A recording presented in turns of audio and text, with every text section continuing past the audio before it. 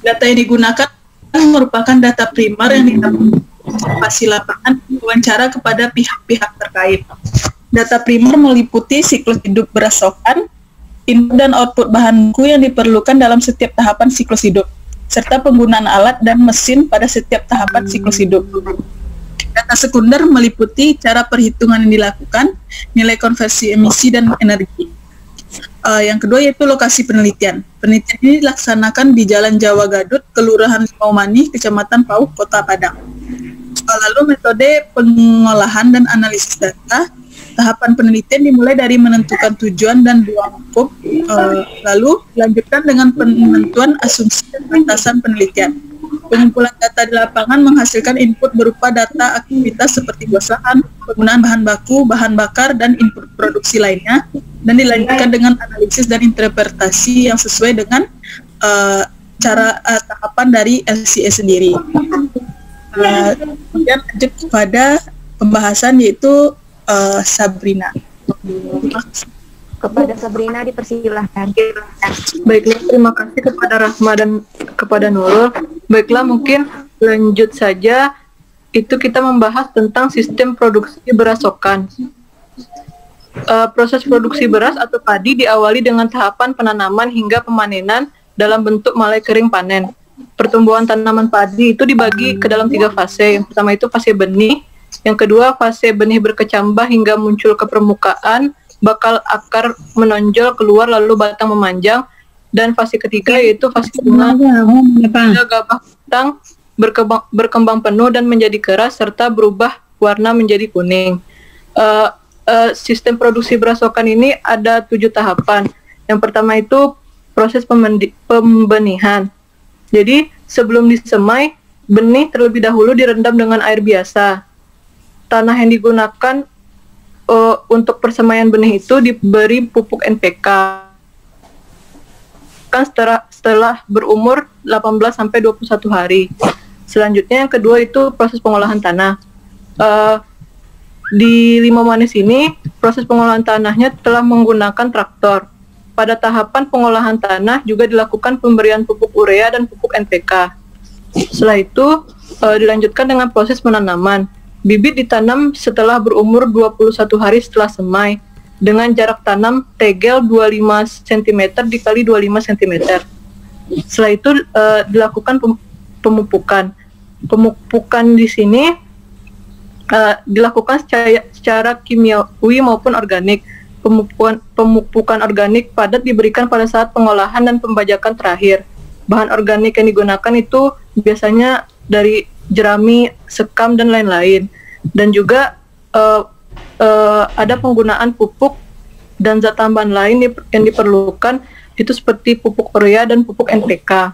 Pengendalian OPT-nya itu menggunakan pestisida cair. Setelah itu proses pemanenan.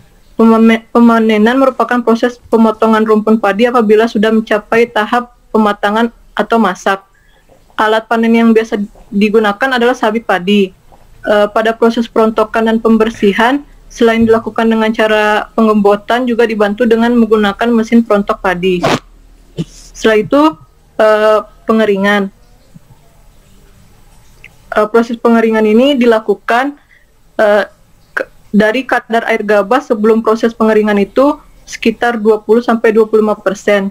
Aktivitas pengeringan dilakukan untuk mengurangi kadar air hingga kadar air gabah hanya berkisar 12-14%. Karena kadar air yang terlalu tinggi dapat menyebabkan kerusakan pada beras yang dihasilkan karena tekstur yang lunak. Proses pengeringan ini masih dilakukan secara tradisional dengan dijemur di bawah matahari. Setelah itu proses penggilingan. Proses penggilingan di sini dilakukan di hal penggilingan padi. Setelah itu juga ada proses transportasi dari tempat budidaya ke tempat penggilingan itu menggunakan pick up. Setelah itu kita masuk ke analisis LCA. Di sini di gambar 1 ini merupakan life cycle dari berasokan. Seperti yang sudah dijelaskan di awal tadi, itu pertama itu ada proses pembenihan. Input yang dimasukkan itu adalah benih dan juga pupuk NPK. Setelah itu pada proses pengolahan tanah ada input solar dari traktor, dan juga ada input pupuk urea dan juga pupuk NPK. Dari pembenihan tadi, benih siap semai itu dilakukan penanaman. Setelah itu juga dilakukan proses penyiangan. Setelah proses penyiangan itu dilakukan proses pemupukan. Input yang dimasukkan dalam proses pemupukan adalah pupuk urea dan pupuk NPK. Setelah itu pada pengairan itu ada air, dan pengendalian OPT itu inputnya pestisida. Setelah itu dari proses pemanenan itu akan menghasilkan malai kering panen atau MKP. Setelah itu pada proses transportasi inputnya adalah solar. Pada proses penjemuran itu ada output berupa air, dan dari proses penjemuran itu akan terbentuk malai kering giling. Setelah itu malai kering giling itu digiling di penggilingan yang menghasilkan beras. Penggilingan ini inputnya berupa solar dari mesin dan juga listrik. Setelah itu dari proses penggilingan terdapat output berupa sekam. Ini merupakan bagan penyusutan produksi berasokan. Hasil per ton beras didapatkan setelah menghitung jumlah penyusutan dari malai kering panen per hektar lahan. Produktivitas malai kering panen dalam 1 hektar lahan itu sebanyak 4 ton. Malai kering setelah panen ini nantinya akan dijemur sampai kadar air 14-15% yang menyebabkan penyusutan sebanyak 25%. Setelah itu malai kering giling kemudian akan disimpan untuk dirontok malainya dengan gabah kering menjadi gabah kering giling dengan tingkat penyusutan sebanyak 15%. Hasil rontok berupa malai bisa digunakan dalam proses penanaman selanjutnya sebagai kompos alami pada proses pengolahan tanah. Gabah hasil rontok akan digiling untuk memisahkan beras dari sekam dengan tingkat penyusutan 5%. Jadi produksi berasokan di lokasi ini itu 2,5 ton per hektar lahan. Tabel 1 ini menunjukkan life cycle inventory berasokan. Ini merupakan tabel LCI berasokan. Analisis inventory yang disajikan basis per ton beras yang dihasilkan. Hasil per ton beras didapatkan setelah menghitung jumlah penyusutan dari malai kering panen per hektar lahan. Jadi pupuk NPK 10 kilo, untuk pengolahan tanah itu pupuk urea 70 kilo, pupuk NPK 50 kilo, solar 25 liter, jeraminya 10 kilo, dan seterusnya bisa dilihat pada tabel.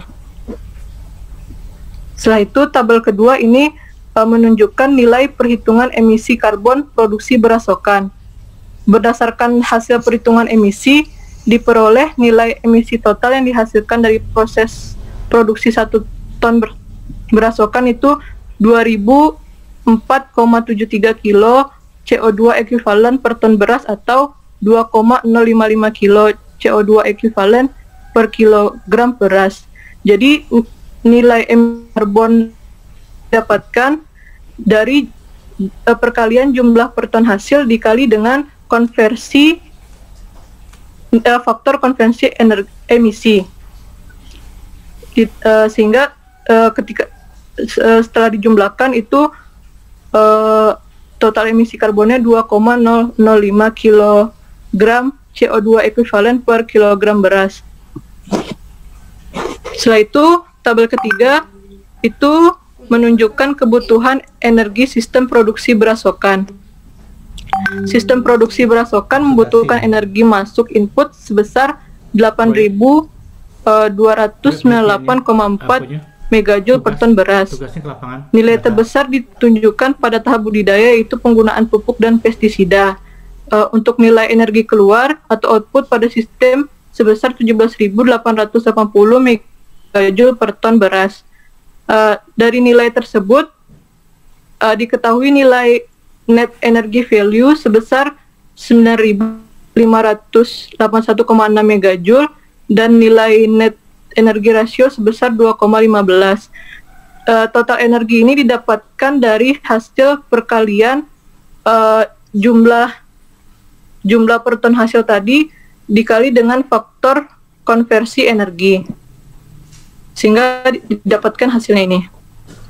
Setelah itu tabel keempat itu pembahasan tentang LCIA. LCA merupakan salah satu tahap dalam metode LCA yang mampu memberikan gambaran dan interpretasi dampak lingkungan pada sistem produksi berasokan. CO2 yaitu emisi metan memiliki nilai terbesar yaitu 1,15 gigagram metan per tahun pada tahap budidaya. Kelompokan emisi CO2 dan emisi non-CO2 bisa dilihat pada tabel. Tabel 4 ini menunjukkan nilai emisi tiap tahapan proses produksi berasokan. Perhitungan konversi nilai emisi pada tahap budidaya menghasilkan CO2 ekuivalen sebesar 28,75 gigagram CO2 ekuivalen per tahun. Pada tahap produksi itu 0,32 gigagram CO2 ekuivalen per tahun. Dan pada kegiatan pembakaran, biomasa jerami menghasilkan nilai CO2 ekuivalen 76,29 gigagram CO2 ekuivalen per tahun. Ini adalah tampilan dari emisi tadi. Pada tahap budidaya, nilai emisi metan lebih besar dibandingkan dengan CO2 dan N2O. Tingginya nilai dari metan ini dipengaruhi oleh penggunaan pupuk urea. Ini bisa dilihat di dalam gambar ini. Setelah itu, untuk proses produksi dan transportasi, itu nilai emisi yang paling tinggi itu adalah nilai emisi CO2. Bisa dilihat pada gambar di bawah ini. Setelah itu, untuk pembakaran biomasa, proses produksi berasokan menghasilkan limbah padat berupa jerami di lahan setelah masa tanam berakhir. Beberapa petani membakar jerami tersebut di lahan yang berpotensi menghasilkan emisi baik ke dalam tanah maupun ke dalam atmosfer berupa emisi gas rumah kaca. Emisi non-CO2 mendominasi nilai estimasi yang dihasilkan dengan nilai emisi CO yang paling tinggi di pembakaran biomasa ini. Baiklah, masuk kepada kesimpulan. Sistem produksi padi sokan meliputi kegiatan budidaya, penggilingan padi hingga diperoleh produk akhir beras memerlukan input dan konsumsi energi berupa benih, pupuk, dan solar sebagai bahan bakar. Pembangunan LCA membantukan proses inventarisasi data dalam mengidentifikasi aliran bahan baku pada satu siklus produksi suatu produk. Produksi 1 kilo beras sokan menghasilkan emisi sebesar 2,005 kilogram CO2 ekuivalen per kilogram beras yang dihasilkan dengan nilai total penggunaan energi sebesar 8.298,4 megajoule per ton beras. Emisi CO2 terbesar berasal dari kegiatan produksi dan transportasi, sedangkan nilai emisi non-CO2 terbesar berasal dari tahapan budidaya padi berupa emisi CH4. Besarnya emisi metan tersebut dipengaruhi oleh tingginya penggunaan pupuk pada lahan. Mungkin sekian. Hebat ya. Diserahkan kepada Bapak. Kayaknya. Oke. Pak. Jadi keren juga. Jadi gini, data itu kan bisa berubah. Pertama. Tapi di dalam di dalam impact assessment itu tidak diapakan, harus ada pembahasan. Pertama, hasil pengolahan beras di tempat lain seperti apa datanya, emisinya, harus ada bandingannya. Kalau di sana seperti ini, sana seperti ini. Nah, kemudian yang kedua, ada dampak emisi yang paling tinggi itu, apa upaya yang bisa dilakukan untuk menurunkan emisi, itu juga perlu dibahas. Misalnya tadi metannya tinggi karena dibakar, ya kan? Atau karena pupuk urea dan sebagainya, apakah harus diganti dengan pupuk organik dan sebagainya? Itu harus tambahkan. Kemudian yang ketiga,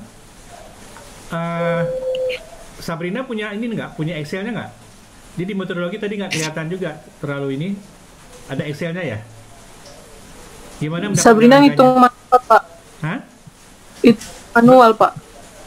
Manual? Iya. Enggak, jadi langsung dihitung begitu aja, begitu dengan jadi nggak ada Excel gitu. Kalkulator kayaknya, Pak. Hah? Apri, nggak ada Excelnya, Apri? Jadi harusnya kita punya Excel, datanya masuk, terus kalau angkanya berubah-ubah nanti Excelnya berubah juga. Jadi sudah ada, kan ada rumusnya kan ya? Iya Pak, yang tabel-tabel itu atau yang Iya, itu Pak? tabel-tabel tadi, tapi kan emisi itu kan dihitung N-nya berapa, nanti ada rumusnya kan? Kan Iya ada rumusnya. Pak. Ada rumusnya kan? Lu Di dapat laporan itu? ya di laporan ada perhitungannya Pak. Ada ya? Ada. Tapi Excelnya punya? Excelnya belum ada. Terus gimana? Jadi langsung dihitung begitu aja? Langsung dikali-kali Iya, Pak. kali-kali gitu ya? Iya Pak. Nah, sebaiknya formula itu masuk dalam rumus Excel. Jadi masuk Bapak gini. Jadi nanti kalau datanya berubah di tempat lain, nanti tinggal masukin aja hasil. Kalau ini 4 ton, misalnya 5 ton, ya kan? Pupuk N-nya kalau 50 kilo NPK, mungkin ada 55 tempat lain. Angkanya nanti akan ngikutin aja. Iya. Jadi itu juga untuk Sabrina juga sangat membantu itu. Kok berhenti? Kan tinggal menulis Ada jaringan yang masalah. kan gitu.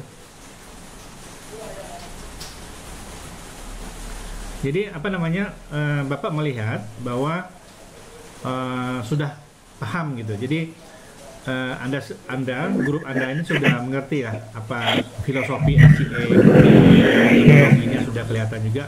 Data itu berapapun datanya, salah benda itu tidak masalah. Yang penting sekarang kan ininya apa namanya, prinsipnya harus tahu dulu prinsipnya. Data itu kan di lapangan kan bisa berubah-ubah. Iya. Namun yang perlu ditambahkan itu adalah itu bagaimana mengurangi dampak gitu. Itu juga harus dilihat. Jadi ada potensi ini harus, kalau yang dibakar tadi harusnya nggak dibakar misalnya, ya kan? Atau Iya, Pak. penggunaan pupuk urea dikurangi, kemudian diganti dengan pupuk kompos dan sebagainya. Jadi kemudian juga harus ada membandingkan juga dengan hasil di tempat lain, gimana emisinya beras di tempat lain. Jadi ini emisinya lebih tinggi daripada tempat ini, atau ini lebih bagus tempat ini dan sebagainya. Itu. Jadi tapi Bapak pinginnya ada Excelnya tuh. Jadi Ya Pak. kita tunggu Excelnya ya. Jadi nanti laporannya nanti dimasukkan, ada laporannya, kemudian ada PowerPoint-nya, ada Excel-nya, tapi kelihatannya udah keren ini anak-anak. Udah apa? Mudah-mudahan semuanya paham. Maksudnya gini, Idil paham nggak Idil? Mana Idil? Idilnya nggak kelihatan, terus nggak kedengaran juga. Jangan-jangan dia pergi dia online tapi nggak kemana-mana. Idil? Samutkan dulu, Pak. Hah? Halo. Halo Pak. Idil. Dan semua Nggak kelihatan Idilnya tuh. Tunggu Ini Pak, tunggu Pariaman Pak. di mana nih? Ini baru jalan di Pariaman Pak, di kafe Pak. Oh, Minta wifi. Mana nama ide? Oh iya. ke kafe. Idil punya kafe. Di kafe minta wifi Pak. Kafe Enggak, kafe orang Pak minta wifi. Oh gitu, ya. Sip. Oke. Jadi, tapi Idil paham kan? Paham ya? Apa yang- Paham Pak, paham. ya? Iya. Nurul oke ya? Jadi apa namanya?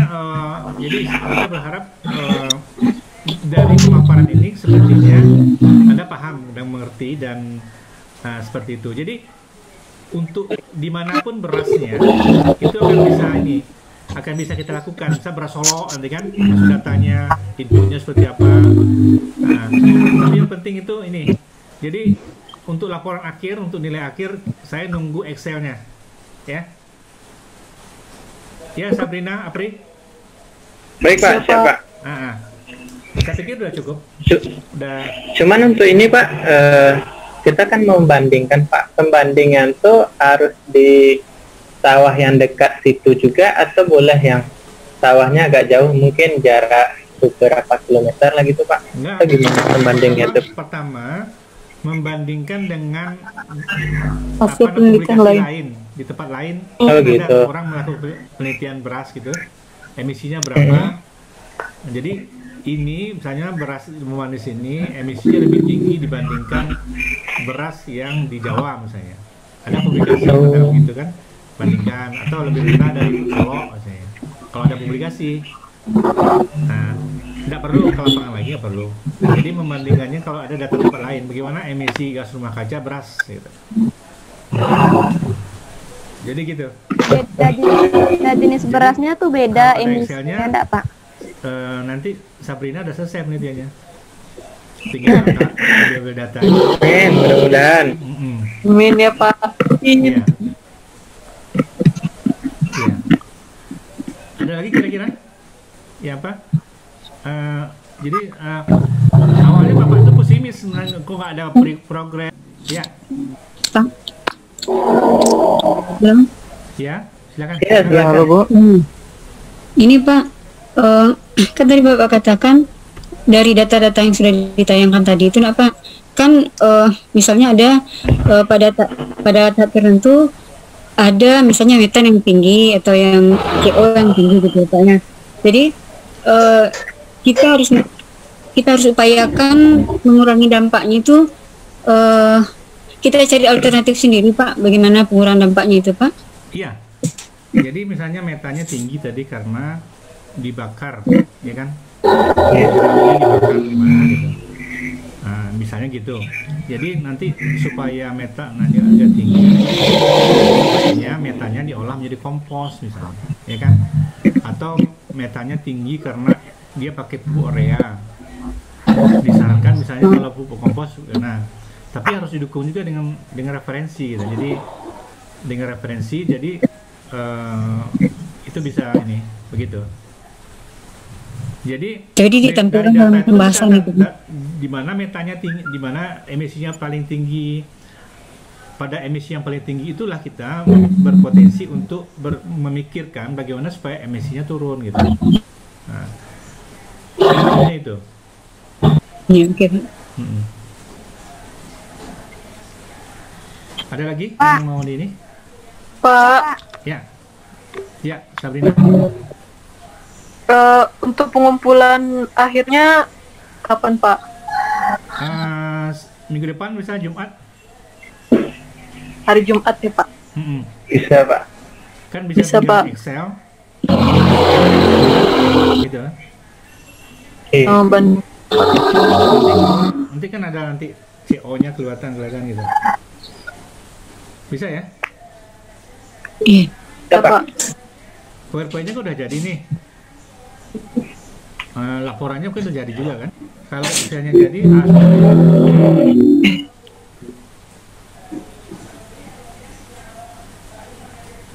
ada lagi?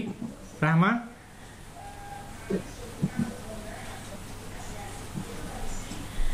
Coba di unmute. Nggak dengar suaranya Pak Apri. Oke, Pak. Udah di ini kan? Nah, iya. Udah Rahma di mana nih? di Padang, Pak. Oh, oke. Apa dulu? Kan nanti itu pembandingnya kan Pak, kan sama misalnya sama BSI dari jurnal harus sama jenis berasnya Pak. Enggak harus sama. Beras aja, enggak harus pokoknya beras aja. Pengolahan beras di Pasaman misalnya kalau datanya atau di Jawa atau di mana atau di luar negeri juga. Ya, jadi kita ingin memperlihatkan bahwa emisi ini yang di Limau Manis ini mungkin lebih rendah daripada tempat lain, bisa jadi, atau sangat kayak gitu. tinggi sekali dibanding tempat lain. Di mana kelebihannya? Sebenarnya emisinya tinggi karena mungkin hasilnya rendah. Orang 7 ton, ya kan? Dengan beban Betul Pak, input yang rata-rata sama, orang mungkin 5 ini kan 4 ton. Ya, Berarti perbandingannya harus yang kapasitasnya rendah juga. Soalnya kan kalau kapasitasnya tinggi, produksinya tinggi, berarti emisinya tinggi juga. kalau produksinya tinggi, malah ini beban per kilogramnya makin rendah dengan input yang sama kan? Misalnya inputnya 5, hasil 5 ton, inputnya 5, hasilnya 10 ton, berarti per kilogramnya kan input yang produksi yang paling tinggi itu berarti beban lingkungannya sedikit. Ya, Pak. Iya. Pak.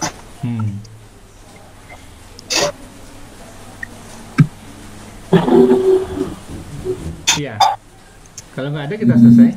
Jadi intinya gini. Jadi LCA ada tahapannya kan, kita tentukan tujuan, terus apa namanya, kemudian sistem boundary tadi kan, sistem boundary, baru ambil data, kemudian LCA, nah, ya kan, kemudian analisis, kemudian interpretasi kan, itu sebetulnya. Nah, jadi yang pengukuran emisi ini adalah satu metode LCI, tapi ada lagi nanti kalau kita gunakan metode lain. Jadi nanti dia bisa, ini kan emisi aja, bisa mengukur dampak lingkungan dari data yang ini juga, tapi harus pakai software nanti. Tapi sebenarnya ini sudah